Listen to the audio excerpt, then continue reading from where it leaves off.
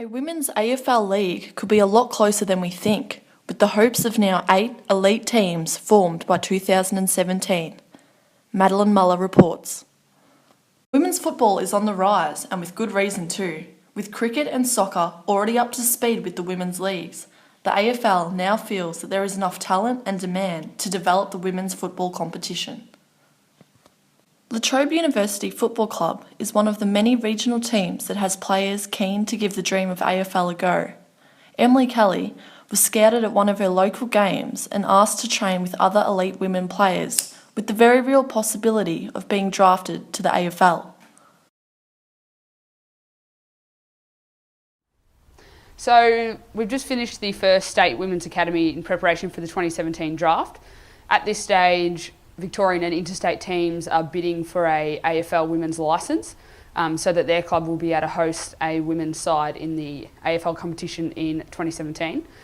So over the next few weeks, teams will know whether they've been successful. So at the moment we're looking at 6 Victorian teams, 8 teams over Australia, and that draft should take place in November.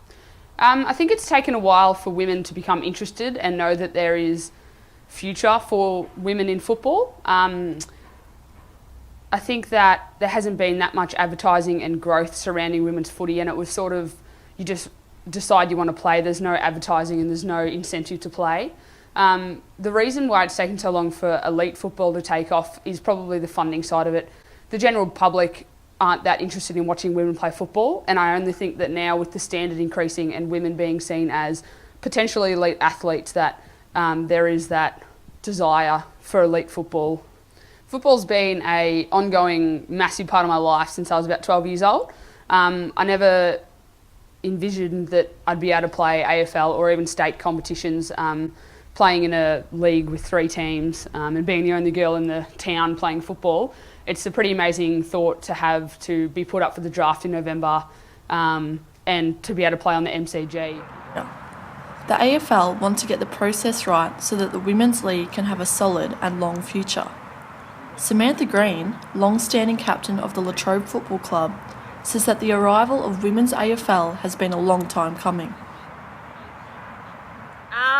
The main reason will probably be the lack of support from the AFL. I think as soon as the AFL got on board, the whole, league has really changed. Probably the last 12 months, once the league said that they were ready for a women's team, everything sort of started ramping up and improving. All the teams started getting involved into the academies. Obviously that was their way of pitching for a club.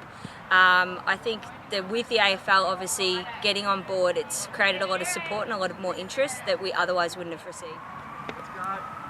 One thing these women aren't lacking is enthusiasm. With over 100 new female football teams formed in the past 2 years alone, it is now rapidly becoming one of the most popular female sports.